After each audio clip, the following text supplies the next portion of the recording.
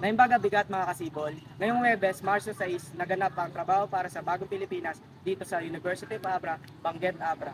Tinatayang nasa 3,500 corpus beneficiaries ng DSWD ang dadalo sa nasabing aktibidad.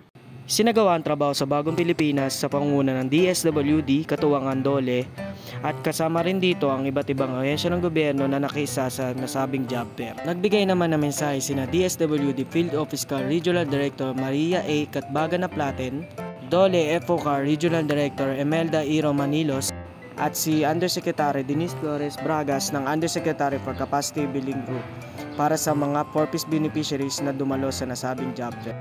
Nagtayo naman ng SLP Regional Program Management Office ng DSWD Field Office Car ng Sulong Trabaho Employment Assistant Booth para sa mga na-hire on the spot. Sila ay dumahay sa SLP upang ma-assess at posibleng mapasali sa Employment Assistance Fund o EAF ng programa. Mula dito sa Benguet, Abra, ako si Danilo Katipunan Jr., ang tagapaghatid ng Sibol Dagli.